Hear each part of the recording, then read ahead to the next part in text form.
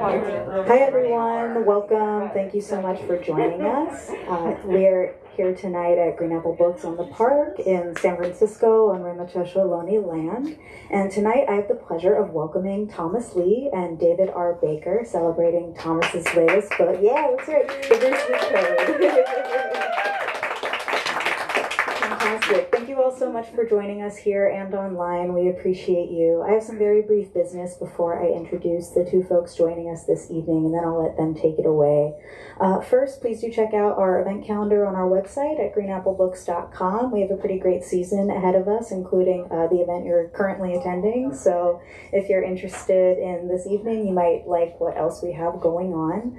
Now is a good time to silence your cell phones if you have not already. Always recommended at the top of the hour rather than sometime in the middle. Thank you also for purchasing books from tonight's author. We have copies of the Bruce Lee Code available at the front for your purchase. You can find them there, and I think it's safe to assume that Thomas will sign copies afterward. For a small fee. Small fee, modest fee, modest fee, and politeness. So, if you've been here before, you've heard me say that when you buy books from us, not only do you support us as an independent bookstore, you also support the authors who put so much work into writing these books, and then you get to have a book which is signed for a small fee. So if you're able, we always appreciate it. Thanks so kindly. And without further ado, I'm going to go ahead and introduce the two folks joining us this evening. First, David R. Baker is an energy and climate reporter for Bloomberg News. He writes about clean tech startups, advanced batteries, the emerging hydrogen economy, and the effects of climate change across the U.S. West. He previously spent 18 years at the San Francisco Chronicle, covering California's fight against global warming and the growth of such clean tech companies as Tesla. He lives with his wife here in San Francisco. Please give a hand for David R. Baker.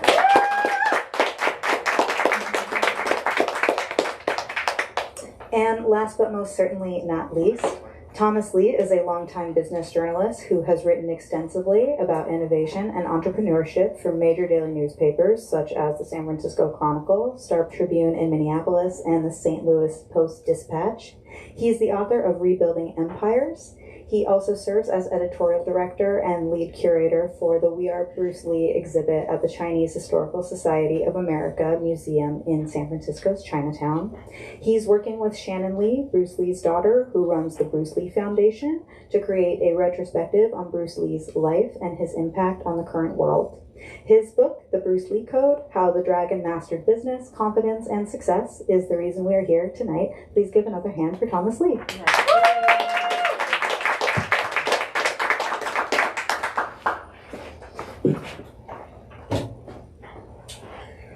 Wow. So I guess first thing I should say is that I'm so honored to be here.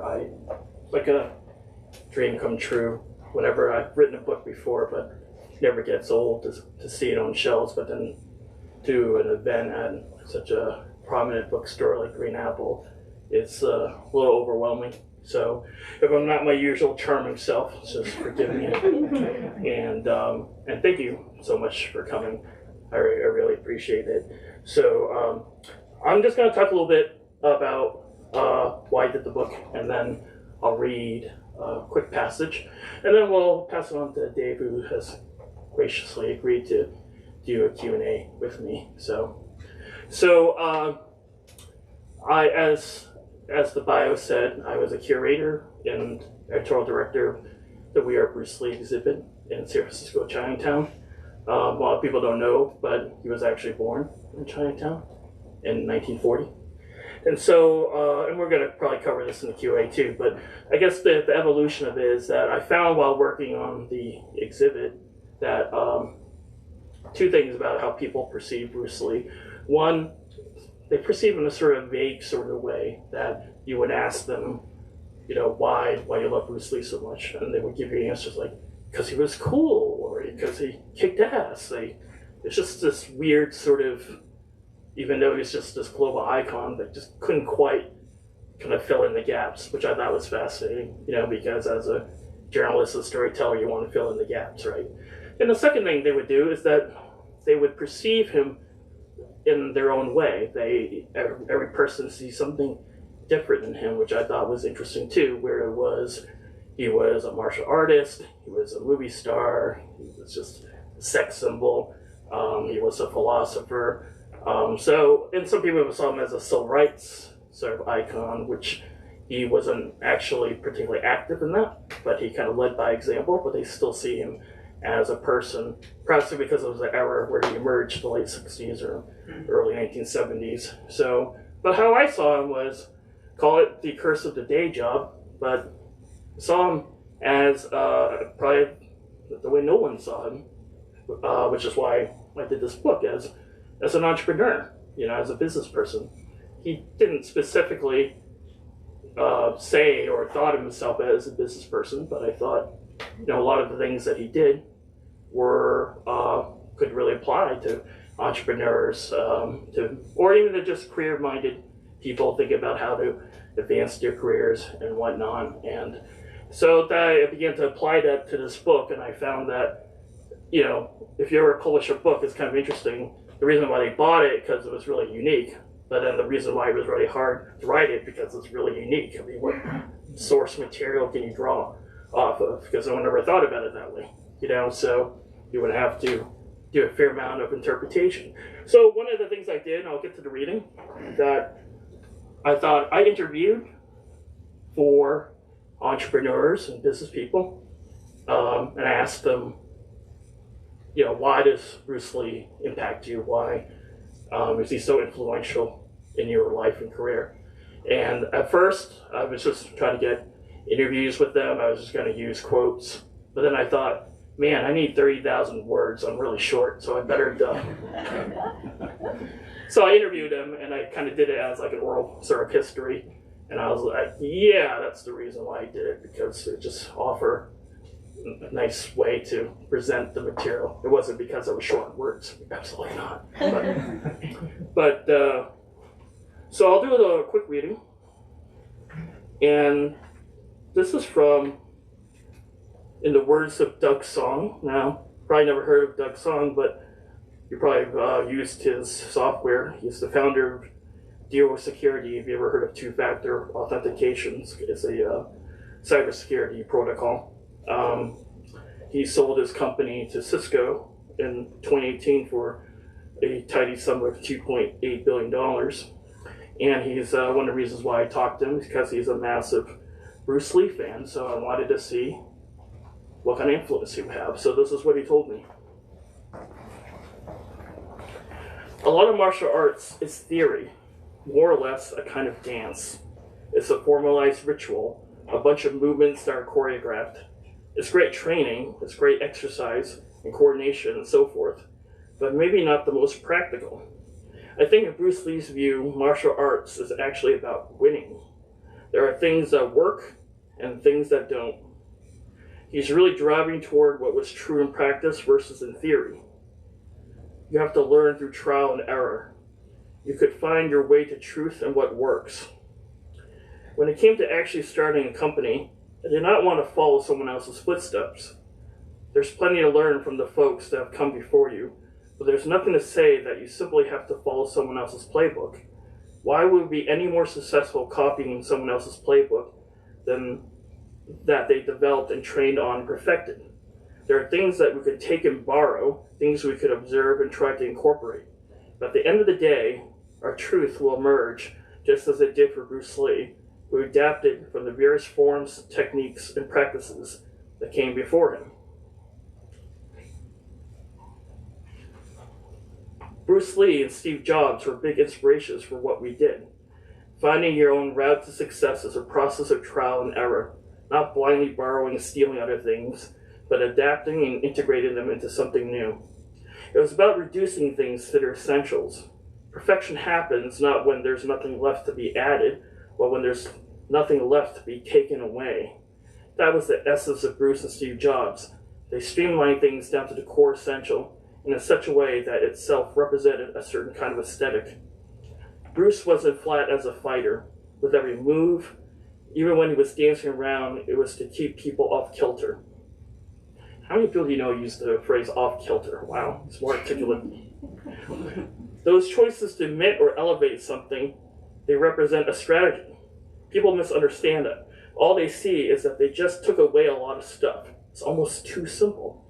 People ask us all the time, wait, so are you just doing two-factor authentication? That's all you're building? That's just a feature.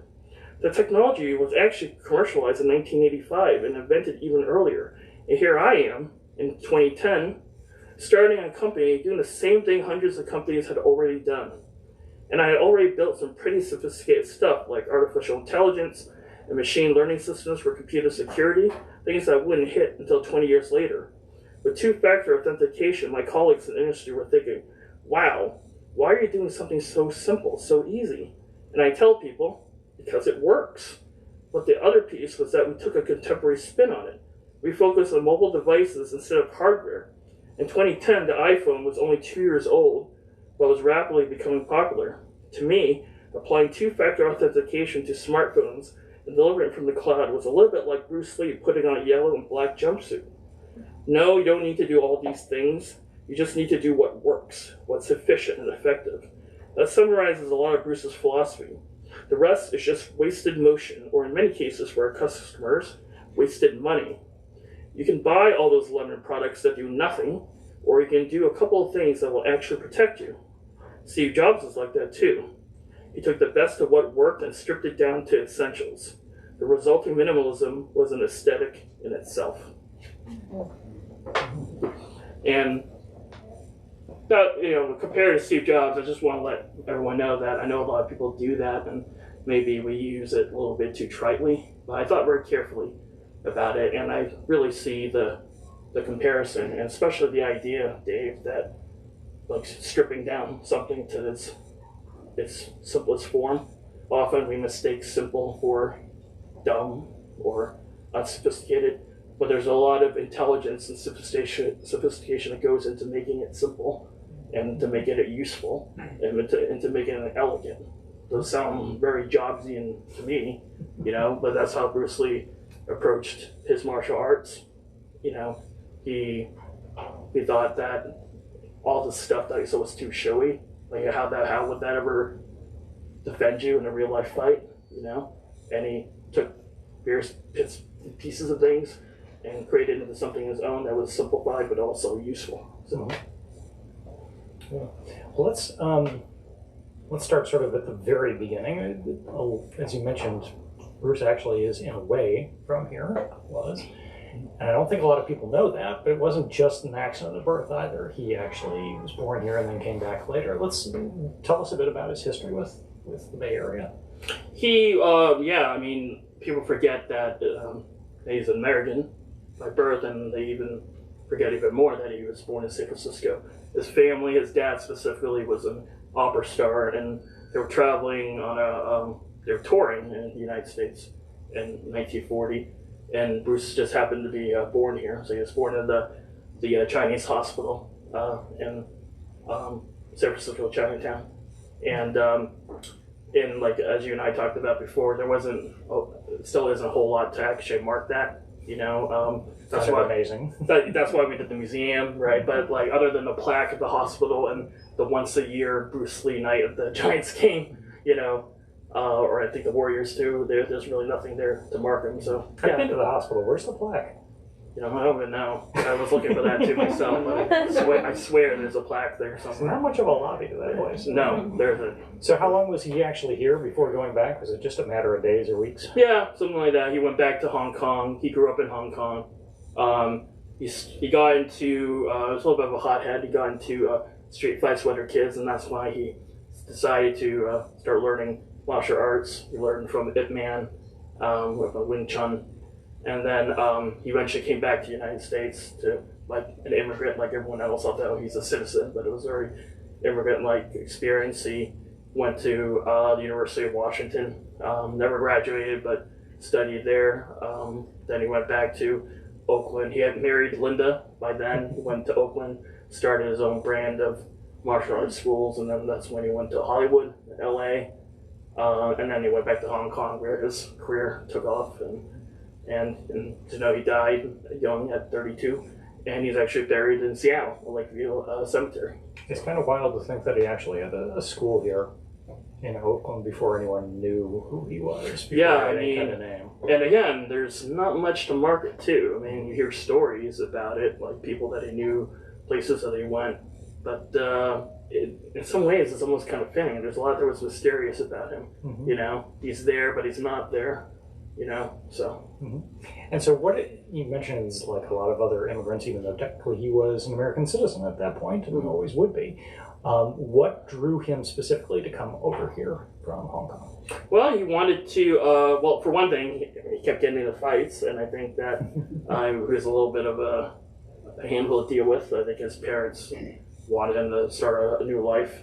But I think one of the things I started off with the book was I was struck. He wrote these series of letters to his friend Pearl, and I was struck by how much he captured the idea of the American dream at a really young age. He said that America is a place of ideas, and if you have a great idea that can get you really far, you know, he felt this energy that came from this country that, man, I really want to do something. I feel I have this destiny, and it's a very Horatio Alger sort of a thing that you know, that story of someone coming in and feeling America, you can do anything, and then you work, you know, you bootstrap your way up, you know, the chain, and you become someone, you know.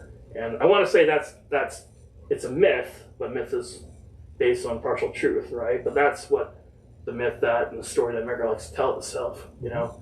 And he really embodied that. So I thought that was remarkable, and if you get the book and read it, you'll see in there little outtakes from these. This was a kid who was writing mission statements about his life as a kid and sending them off to a friend saying, this is what I want to do, this is what I feel, this is what I believe. And it's really remarkably poised for someone of that focus. age. I mean, what were you doing when you were 20s? I was thinking, dear God, what am I going to do after college? You know?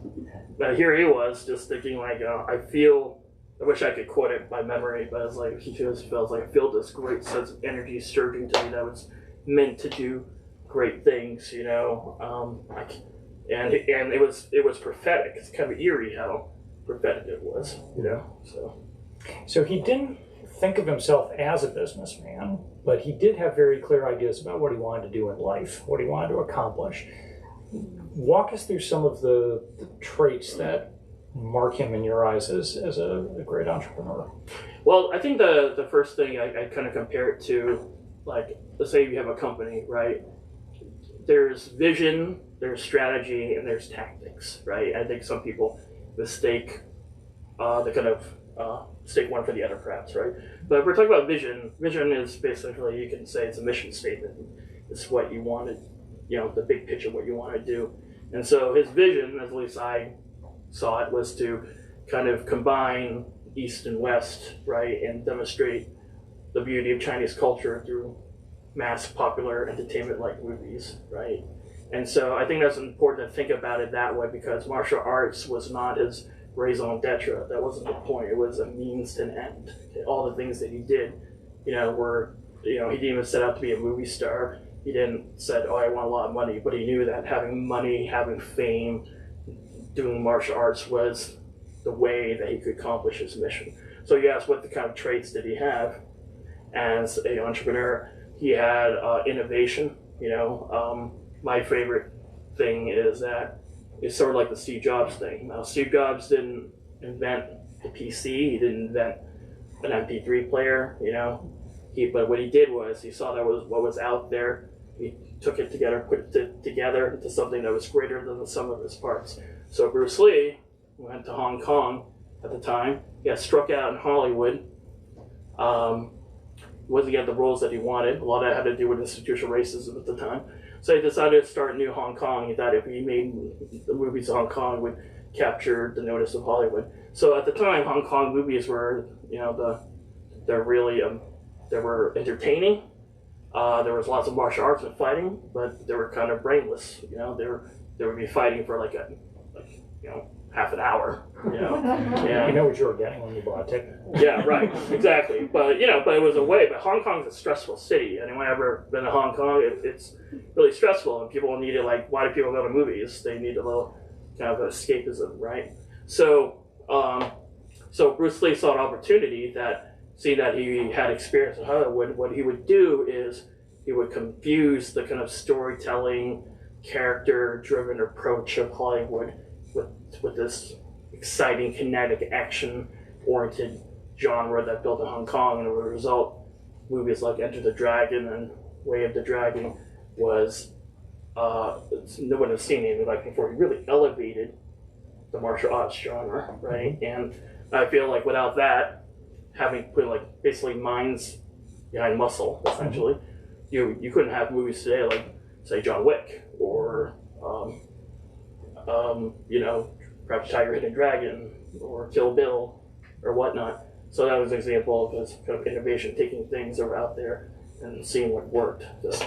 Actually, walk us through the chronology of us a little bit. He came here, went to college, started up some schools, then got into Hollywood, then went back there and did some action movies. Yeah, and back and forth. Yeah. Well, what happened? I mentioned it is that he was in the Green Hornet, and at the time that was a big deal. That's when he was really introducing kung fu. TV show, right? Yeah, TV show. It was Batman had come on at that time, and the producer wanted to capitalize on the popularity of the Batman with Adam West, right, by creating the Green Hornet. So he played Kato, who was the sidekick to the Green Hornet, and he introduced kung fu to masses of people through television, right? And he was the most exciting thing about it. People were like, "Wow, what is this?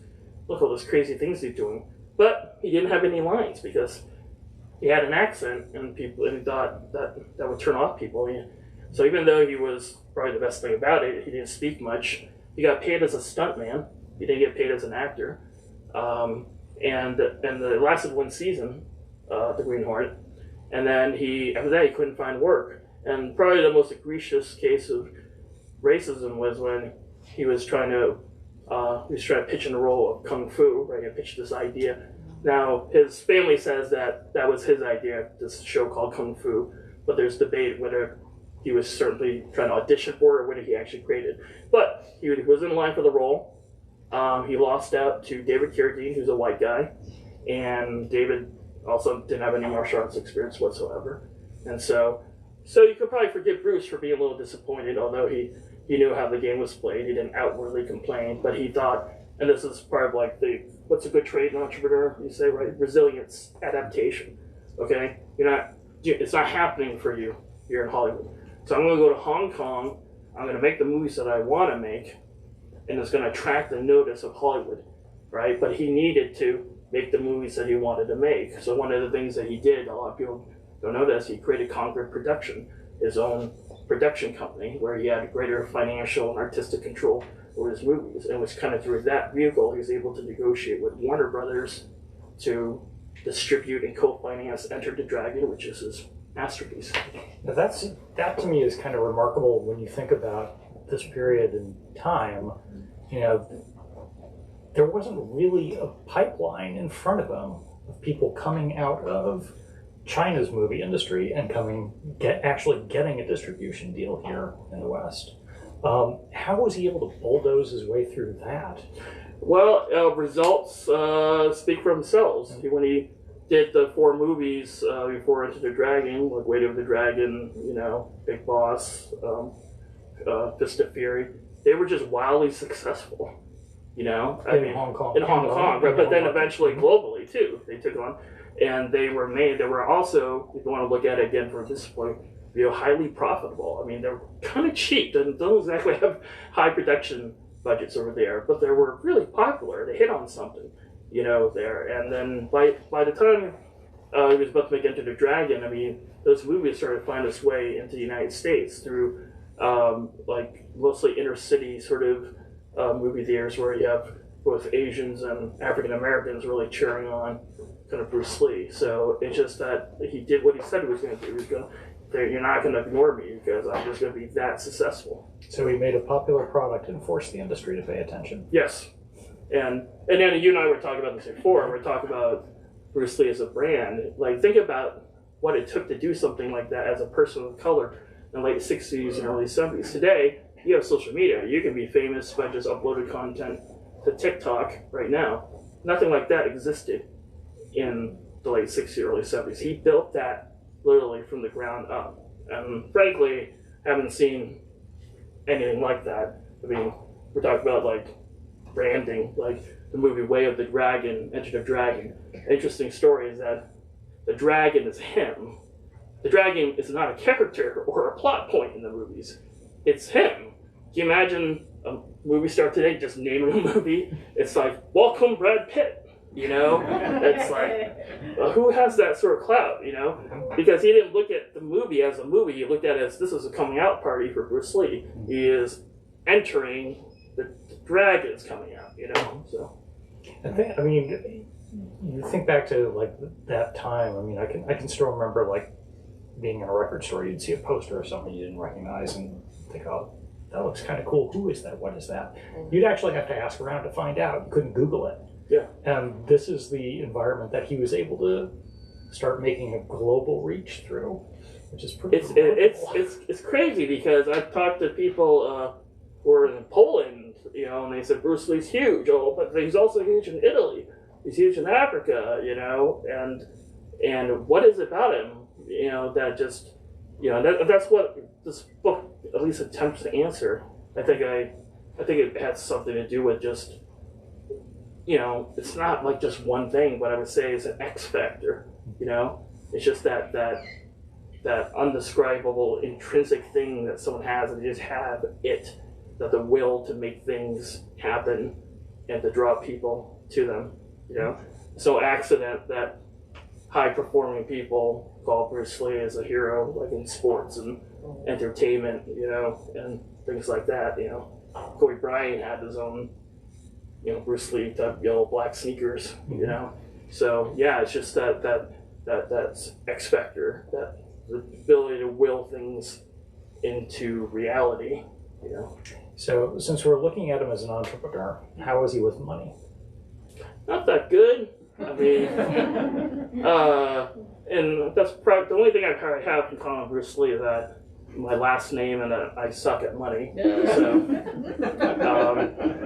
I interviewed Doug Palmer, who's a friend of his, and he recalled, like he was a student at Bruce's as a high school student in Seattle, and Doug went to Yale, went to Harvard, and he became like a lawyer, for businesses. And then he ended up in Japan, and then he's like, oh, you know what, I should try to visit Bruce. So they wound up having dinner, and he said Bruce asked him whether he could kind of manage his money. You know, the discussion, you know, later on Bruce died, you know, a few months later, but he had this, he may be good at a lot of things, but he wasn't good at money per se. So that's why he wanted to surround himself with people he trusted, because when he was famous, there was offers and thingamabobs coming out of the woodwork. Everyone wants a kind of piece of you, you know. Perhaps he didn't feel too comfortable about that. He liked the trappings of celebrity and used it, but when it comes to money, wasn't as comfortable about it. So, which brings up another big thing with entrepreneurs. Was he good at picking people to trust and delegating to them? What he was, I would answer that in a different way. He was a little bit of a control freak, you know. But I would say that he was good at surrounding himself with people which he could interact with to learn about their ideas. One thing that you have to have as a entrepreneur, or even a successful, or even just be successful in general, is just you have to have intellectual curiosity. You know, I actually quoted this study in the book that showed that what do Nobel Prize winners have in common? They're like 7 times as likely to be an artist, or 12 times as likely to be a musician. What he was good at is that he was intrinsically curious. So he read a lot. He's always tinkering, jotting down ideas. He sketched, he wrote poetry, but he also surrounded himself with people, right? Remember I said he wasn't like an active civil rights leader, but he demonstrated the value of diversity through his actions, which was he taught Kung Fu, and with black people, Asian people, white people, Hispanic people. He was friends with people, women, men, all across races and demographics, and he used their ideas. You know, you open yourself up. I mean, he's like the poster boy, right, for the power of diversity. You know, you open yourself up to various people, and then you tend to learn things. And then, like I told you, he picked what he really liked and made it his own. So yeah, so I would say in that case, he was top of the class that way. You know, I mean, there's no way any of us can ever know this, but it's impossible not to wonder about it. What other things do you think he would have gotten into if he had lived? Because he had so many interests. I'd be interested to know what the audience thinks, if they want to throw some stuff out. But I would say, for me, it would be, I mean, he was 32 years old when he died. His resume was rather thin, you know. It's not his fault, per se. But imagine if he had lived. I mean, this year marks the 50th anniversary of his death. So he died in July 1973, right? So I always thought, you can't help but think of people who were dead before the time, what it would have been, right? My guess is that he probably still would have been natural to assume that he's in the film business, probably wanted to star movies, produce, direct. Maybe he would have owned his own movie studio. Maybe he would have got a 5-picture deal with Netflix or original Amazon Prime movie, you know. You can imagine the Bruce Lee channel on TikTok, you know. He probably would have gone to, again, he was interested in fashion. Imagine, forget Kanye, Gap should partner with Bruce Lee, you know. So I'm really disappointed you're not up here in a yellow jumpsuit. So hoping. It's in a wash and I shrunk it. So, but yeah, like he would have done those things. But here, I actually thought, and this is kind of relevant because now we have an Asian actress who won Best Actress for Everything Everywhere All at Once. Could have Bruce Lee transcended the martial arts genre? Because when you think about it, only the most successful Asians and Asian Americans is able to find success through martial arts. You know, that's why it was a big deal to have Crazy Rich Asians that didn't have anything to do with martial arts, or Always Be My Maybe. It was a romantic comedy, right? But could an Asian American actor do Shakespeare in an adaptation like Kenneth Branagh's Henry V, you know, or something else, you know? And I think that was an interesting challenge. He never had acting lessons like formally, but he was getting better every role, and he had an undeniable amount of charisma, even without the fighting. You know, if you watch him, he's got something there, you know? So, would he have been involved in politics, perhaps? If the boxer Manny Pacquiao could be a senator in the Philippines, what could Bruce Lee have been in the United States, you know? So, Do you think he'd be a businessman? yes, but you have to delegate out the money. So. But like even before his death, he had there's a letter that he wrote to his lawyer. He said that he was talking with Hanna-Barbera and some other companies about some merchandising deals, which I thought again was fascinating. Again, it shows his business savvy. When he has a lot of friends, I told you, right? But he was talking to, forgot his name, but he's sort of the father of American Taekwondo.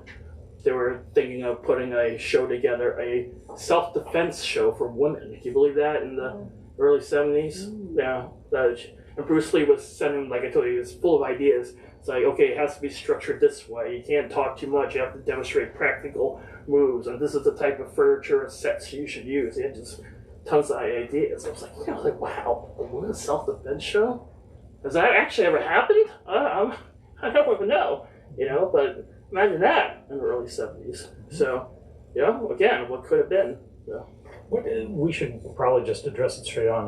How did he die? I know it's never been entirely agreed upon. It's a matter of controversy. In fact, there was a recent paper that came out. I think technically he died from some sort of like brain hemorrhaging, brain bleed. He had a headache that day. He took some medication, went to sleep, and never woke up. So there's the official coroner's report, but then I don't think Linda really believed that, you know. So it's kind of like how he lived his life: fast, furious, and mysterious, you know. And then I said there was a paper that came out. They theorized that he had some sort of genetic condition that caused him to be dehydrated a lot. So he kept drinking lots of water, and essentially it overwhelmed his organs. So I don't know, man. But part of the thing is that, you know, I like to humanize Bruce Lee, less about the myth and, you know, and conspiracy theories and all that, and more about, you know, like I told you at the beginning of this talk, fill in the blanks. You know, don't just deify the man, talk about what he did, what he said, what he stood for, you know. So You've gotten to know the family a little bit. How have they sort of tended to his legacy? I think I talked to Shannon, and she came out with a book about a year ago called Be Water, my friend, and it's kind of part memoir, part self-help. And when I was talking to her, one of the reasons that she supported the museum exhibit that we did, I should probably talk about the museum exhibit actually. So it's called We Are Bruce Lee. It's at this 965 Clay in San Francisco, Chinatown, and it's rather than just do a chronological approach to it like most people do. You know, he was born in 1940, blah blah blah, did this and he died. We wanted to take a look at him in a different way, so we divided his life into 4 personas that hopefully you could identify with, right? And the whole goal was to be the best possible version of yourself. Don't try to copy Bruce Lee, but emulate his methods, perhaps. So there was a visionary, which that's why I got inspired to write the Bruce Lee Code. It was all the great things he did with movies and his martial arts schools and his company. There's the thinker, which is he read a lot about philosophy, Rene Descartes, you know, Confucius, Plato. So he put a lot of time into that. The athlete, he thought of himself as an athlete first, martial artist second. So he put a lot of time and thought into come out with his own exercise equipment, his own exercise routines. And he even came up with his own recipes for protein shakes, you know, and I suggested that we should make those protein shakes and sell it, but I don't know. The idea didn't go anywhere. Maybe liability, you know. Another business he could have done, power bars. Yes, yeah. And then there was the Unifier, which was, like I told you, he kind of opened himself to people of all races, and he had a particular strong appeal amongst African Americans. So anyway, we kind of looked at it sort of that way, and I almost forgot the question. What was the question? I'm curious. Some families of how famous artists, they really legacy. Carefully tend to incorporate and guard the legacy, and others let it just sort of evolve however it's going to. I think Shannon's at a point right now. Like she talked about, that's why she did the book. She said she wanted to do the book, and she supported the exhibit because it showed Bruce Lee was more than what people thought he was. There was different aspects to him. Maybe she was trying to fill in the blanks too. You know, when she was doing Be Water, right? And now there's a whole bunch of Bruce Lee projects out there. You know, there's The Warrior. I don't know if anyone has seen it on HBO, but they were due for season 3. Ang Lee is directing a new biopic on Bruce Lee. And of course, which is the most important project of all, the Bruce Lee Code, which just launched today. So everything hinges on this moment when you think of it. So it continues to be relevant, right? And I think, and let's face it, he died in 73, so the approach to writing books or doing museum exhibits, the people that knew him, you know, they're dying off, you know? And so the question is, how do we stop putting him like a man frozen in time and make him more applicable and alive to the new generations, you know, for this time and moving forward, you know? One thing you got to know about Shannon is that Shannon was 4 when Bruce Lee died. So people always ask her, like, what was your dad like? And let's be honest, what did you remember at 4? You know, I mean, but what she has done is that she spent an entire career being a caretaker for his legacy. In some ways, though, she's approaching it just like any other, perhaps, scholar would approach it, albeit with a more intimate connection, you know. But it was time that we kind of just stop putting him in, like I said, frozen time, and start thinking, how is Bruce Lee adapting and changing what we think of him? How is he evolving to fit our current time and space right now? So I want to open this up to the audience for questions here in a moment, but one last thing I did want to ask you. When you were working on this and when you were working on the museum exhibit, when you looked at his movies now, if you were able to set aside sort of your memories of them from childhood or whatnot, when you just look at them now, what's your main thought? What do you respond to most there? I mean, there's the before I did the Bruce Lee stuff, and there's the after part, right? The before was, you know, I thought Bruce Lee kicked ass. You know, I said the same thing anyone did, right? But looking at it was like, you have to also understand too that like perhaps maybe from if you're a movie critic, they weren't maybe the best movies out there, like critically. And I think even Bruce Lee knew that. But then when you sort of see, but you could see the makings of greatness, though. You could see the things that he was trying to do, right? And then I look at the movies in a different way. Like there was, like if, for instance, Enter the Dragon, you know, where I told you that special appeal it had for African Americans.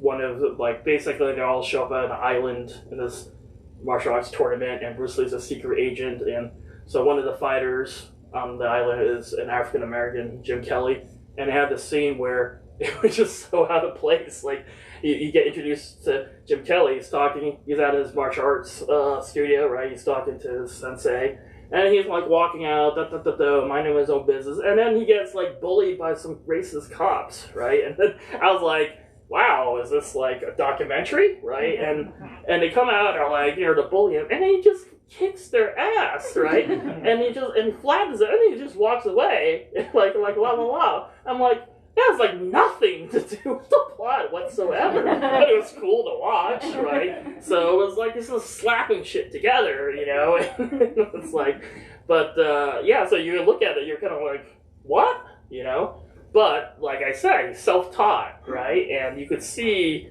like there's some things coming together, you know what I mean? So yeah. So you see the potential. Yeah, unfortunately, we don't. We will never see his full potential, right? So that's the tragedy of it all. Yeah.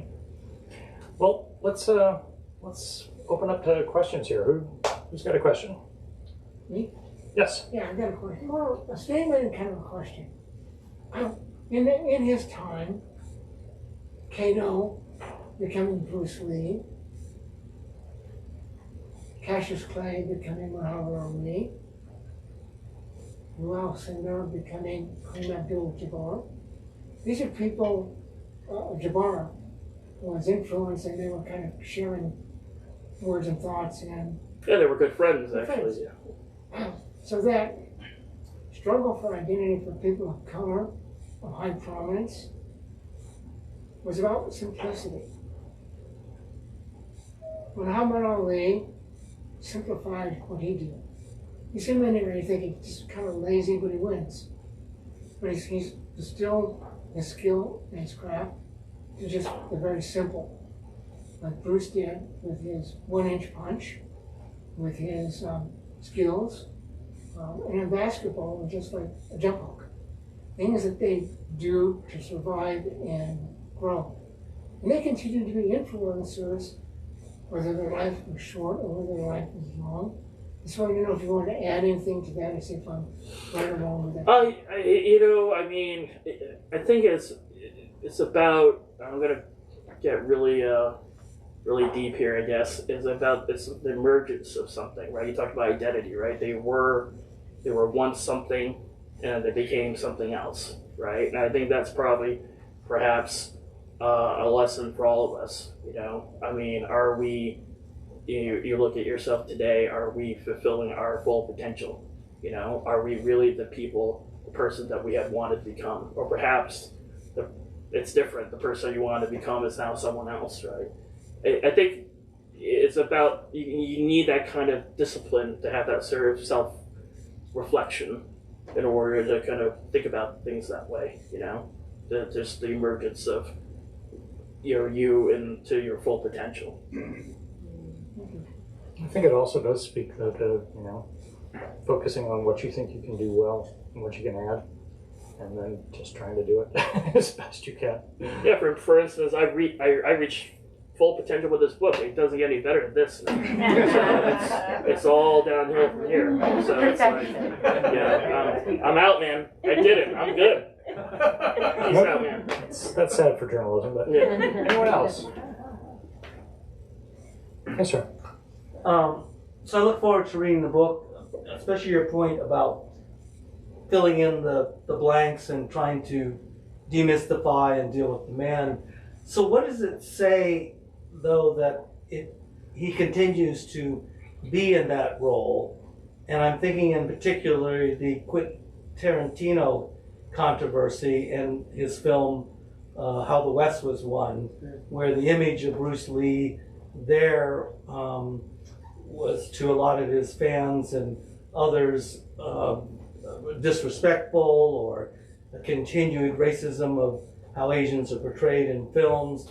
What does it say that he still fills into that role?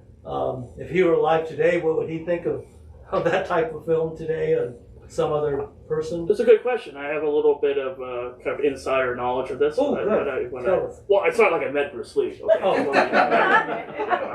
I was born in '77, so I kind of missed that train already. Well, Quentin's around, so maybe you yeah, right. Quentin Tarantino's an interesting guy. Like he. And do people in the audience know what this controversy is? I'll get to it. Yeah. Okay. So Quentin Tarantino, who you don't know, he's a well-regarded director, writer. He's done things Kill Bill, and the movie you mentioned was Once Upon a Time in Hollywood. That scene, right? So he's an interesting guy because he's a movie buff, and Quentin Tarantino, when you think about it, is the ultimate kind of Bruce Lee. He took different genres of movies like spaghetti westerns and Asian martial arts, and he fused them together and made something unique that was critically and commercially acclaimed, right? You look at Kill Bill, if you've ever seen the heroine wears a black and white jumpsuit. I don't know wherever did you get that idea? Black and yellow. Sorry, black and yellow, right? And wherever did you get that idea, right? But in the scene in Once Upon a Time in Hollywood, which is this kind of a reimagining of real events, basically the Marilyn Manson murders of Sharon Tate. Yeah. Marilyn, I said they all started. Oops. Well, I guess he could have done that too. Oops. Kind of both a little weird. So, in the scene, the character Brad Pitt, he's a stuntman, right? And he is waiting for his gig, and then he notices that there's Bruce Lee over there on the studio lot, and Bruce Lee's bragging about his martial arts prowess, right? And then he even said that I could even take on Muhammad Ali, has nothing on me. And then Brad Pitt's like, you're nothing compared to Muhammad Ali. And then they start like, hey, you want to fight? Let's have a sparring session, right? So the controversy is the way he's portrayed. He's this little braggart that has a big mouth, and in terms of the fight scene they had, it was actually a draw, but it showed that the Brad Pitt's character actually threw him into the side of a car, right? And so Shannon was quite upset about that scene, as with a lot of Bruce Lee fans, because it showed him, well, first of all, being his butt kicked by a white guy, but also his being bragging about himself, right? And so when I interviewed, this is where I have a little bit of inside knowledge, I interviewed Shannon, and she was, Shannon's very diplomatic, right? So she's not gonna, she did write an essay, but she's not gonna go crazy like I usually do. It was like, what a bunch of shit that was, right? But when we're talking, it comes down to this. Let me answer your question. Why does that stuff still exist? Because it's a form of white supremacy. Okay, we're still like, if you look at who still controls things like Hollywood or Wall Street or whatnot, it's we made progress, but white supremacy is all about appropriation. Taking whatever you want and then kind of reinterpret and making your own. So that's why it's important. And I'm actually not joking about this, but that's why it's important to do books like this and have Asian Americans and their perspective do books like this. I'm glad that Ang Lee is doing the movie, because up to this point it's been white people doing the movies and stuff like that, because you got to feel that we have to own our stories, and one way to own a story is bring flesh, to humans, to people. We can't just deify our heroes. We have to show them as they were, and only by doing that, that's when we fully own our stories. That's what I mean by filling in the gaps. So that way, let's see what Ang Lee has to say about his interpretation of Bruce Lee as opposed to Quentin Tarantino.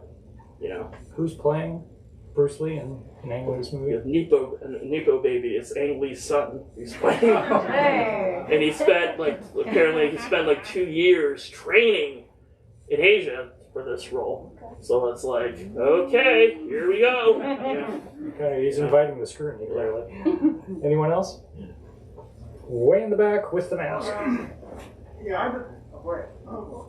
You're wearing the back. Go ahead. Well, I'm the biggest fan of Bruce Lee, but my Sifu Mr. Louis, Funky Fu, he's a West Sea master, passed away in that thing too. He knew mostly.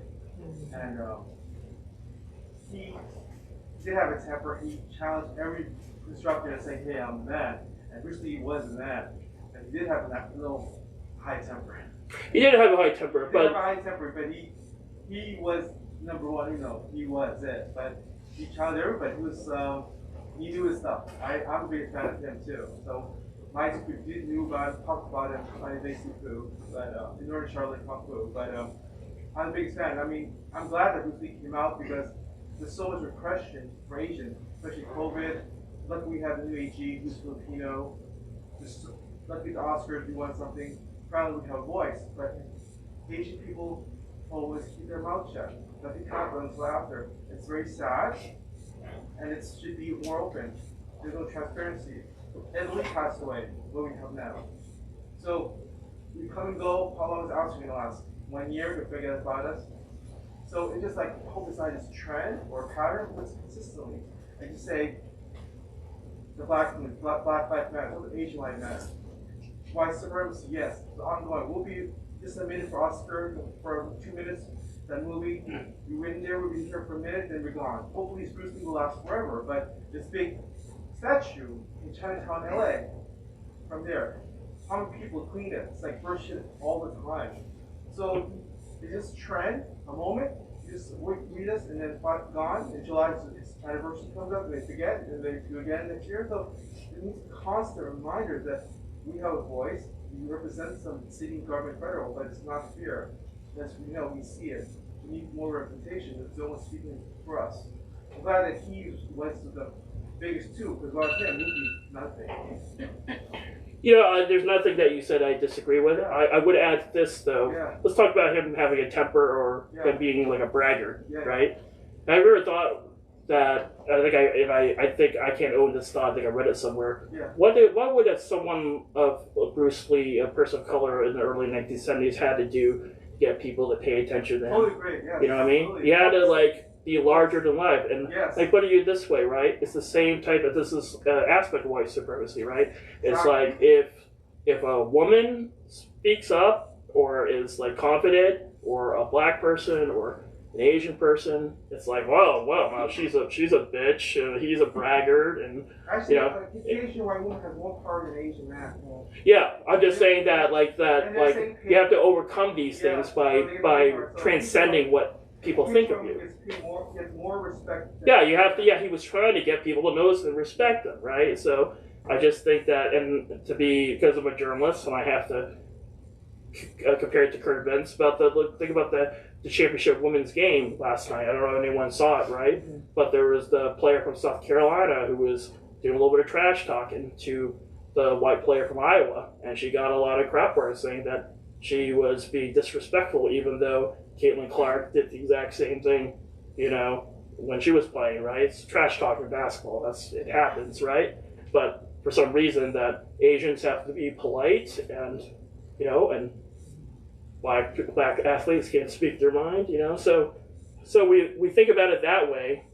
Man, I mean, perhaps even if that scene had any bit of truth in it, in Once Upon a Time in Hollywood, perhaps he needed to do something like that to get people's attention. So. Gentleman back there in the hat. Yeah, my question was about his intellectual influence. Did Rianti, who wrote the Book of Five Rings, have any influence on how Bruce Lee moved forward in the world? I don't know. I don't know. We're trying to answer that question. All I know that he had a wide variety of influences, so it wouldn't surprise me if that influenced him. But I think the important thing to remember is that he just didn't take something he read from a book and copied it. He thought about it and see that he agreed with it, and then he's trying to see if he could use it, if it would apply to what he was trying to do. So that's what kind of made him special. Tom, really looking forward to reading your book and excited that you were able to. Oh, so you're the one. Got it. I finally got it. Yeah. I didn't buy the whole thing. But, by the way, it's a quick read, so if you hate it, at least you didn't waste your time. I read the front end of that. But I have two questions. I was wondering, what first question would be what were you not able to include in the book that would you like to, whether because of time or maybe you're saving it for another book? And then secondly, what was your conversations with Linda in terms of either your role with CHSA and the exhibit, and then or about this project, the book? The answer to the second question is easy. I had no connection to Linda. Shannon really speaks for the family now. I'll be honest, I thought that she would be involved somehow, but Linda is, I think she lives in Idaho, I think, or Eastern Washington, something like that. But Shannon really speaks for the family now. So what I didn't include in the book, well, I mean, actually, I'm glad you brought that up because it's something I'm working on a new project. I don't know if we'll see the light of day, but when I told you in the We Are Bruce Lee exhibit, right, that the whole idea of the unifier, right, is special connection to African Americans. And so I am working on the idea of doing an exhibit or possibly a documentary on that topic itself, that what was it about him that has that really influenced African Americans, hip hop culture, things like that. And I thought it might be relevant given to also take a broader look at the relationship between Asian Americans, African Americans in U.S. history, a somewhat complicated sort of history, but how Bruce Lee could transcend those sort of differences and how perhaps, we could use him as sort of a vehicle to keep promoting, all the things that we have in common as opposed to the things that divide us between those two communities. So I hit my 30,000 words. I was like, I'm done, man. So I'll try to do something else. As someone who used to edit you, I appreciate that about you. Just stick it to the word count right there. I am honest and precise, if anything. Never miss a deadline. Be sure again. I got a quick one. Just wanted to know, didn't you know this, and a lot of people in the room know this, that the exhibit at the Chinese Historical Society has a big presence on the influence of African Americans, many women, and so they're all part of that connected experience and information and influence and all that. So I urge you to go because it's a different way of looking at things, and it's a window that's that you're looking through, Tom, to get to that next project. And I think it's a great direction to go because it's a very powerful, fairly unknown aspect of what that's about. And so, well, I appreciate that. I have to say there's some things that are out there, but what I want to do and what I try to do with this book and exhibit is think bigger picture. It's not just about Bruce Lee and African Americans. It's about how do we get to this point? What's the American experience has been for African Americans versus the American experience for Asian Americans? Different, but yet the same. And I don't think we fully appreciate that. And perhaps the one to read, Warrior, actually, the TV series, it talks a lot about this, right? Is that, when you're living in a society of white supremacy, right, the best way is to divide and conquer, right? So it's not about expanding the pie, it's about fighting over the scraps that other people leave us, right? So I think that you have to, so any sort of thing, that's how I approach things, right? It's not just about Bruce Lee and African Americans, it's about how do we get here and where we're going from there. And frankly, I think Bruce Lee would approve of that. So. I think we got time for one more question. Anyone got anything else they want to ask before we break for some beverages and books? No? Last year. So in your research, Thomas, with Bruce, did he express his views on race in America and his experiences of dealing with the white supremacist realities? Because you had earlier said that he was very psyched about coming to America and the openness and the entrepreneurial, the ideas. Was that something that he expressed? Not openly, and that's the fascinating thing in terms of his writings. And he wrote plenty, and he spoke plenty, but he never really covered that. And I think that part of it was, like that's what I said, you got to play the game. He was very conscious of how race played a role. So, because again, he wants to be a movie star, right? But kind of, screaming against the evils of white supremacy is not going to get you roles, right? and that's probably the same rules today, right? But like in the interview that he did with Pierre Burton, he's a Canadian guy, you can see on YouTube, Pierre Burton. He talks openly about how race impacted his career prospects, right? He says that it would be very hard for he said, use the word Chinaman. You can't say that today, but that's how he said it, to headline a television show in America. So he's no fool, you know. He knew what was going on, you know. So that's what I kind of admire about him, that he had to play the game. You kind of wonder, why did these Asian American actors take these roles that perpetuated stereotypes, or just, I mean, what other roles are we gonna get? You know, you have to put yourself in their shoes about this is what they want to do, right? And they need to advance. That's why it's so great to see James Hong get an Oscar. You know, how long did that guy had to suffer in terms of being either the evil dude or the wise dude, you know, in all those movies, you know? But it is an interesting point. He just didn't really talk about it that much. But I like to say he's a doer. He's not necessarily a talker. He lived by life example that, you know, that I'm going to transcend race, and I'm going to pick my ideas, inspiration from all different types of sources. You know? So you think there's a lesson in that, like, because what you're saying is he was not dwelling upon, let's say, the negative, but he had his vision and was moving forward, dealing with all the obstacles along the way.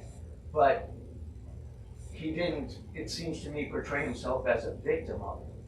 No, in fact, that's a really good point. First of all, he's human. He was frustrated too, just like anyone else would be, right? But think about Enter the Dragon. When he was in Hong Kong, he was still communicating with Tenet Ashby. Is Ashby? I can't remember what I wrote anymore. He was the head of the Warner Brothers, right? He could have said in private language to everyone out there, "Fuck you, Hollywood! You screwed me over. I'm just gonna." He was already making tons of money in Hong Kong. He could have been the king of Hong Kong, right? But he played the game. You read the letters he wrote. He kept saying, "Dear Ted, it's so great to hear from you again," right? By the way, did you see that Big Boss was the highest grossing movie of this year? I look forward to the time where we can, once again, openly collaborate on projects again. You know what I mean? What do you think he was saying in that? You know, I mean, you know, it wasn't a Christmas card he was sending, you know? So, yeah, like, he was playing the game, man, you know? So. And he got his way. Yeah. Well, everyone, thanks for coming out tonight. I think we have copies of the book back there. Are they back there? Back there. Tom, pleasure as always. Thank you, sir.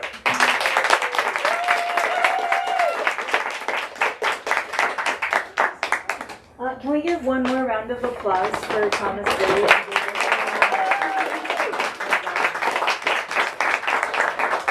Thank you both so much for joining us. Congratulations. Thank you very much. Thanks for letting us celebrate with you. As David said, we have copies of the Bruce Lee Code at the front register. You can find them there. And I'm going to have Thomas set up at the back desk here where he can sign books. So you can find them there, bring them back here. Your homework assignment is to finish the open bottles of wine.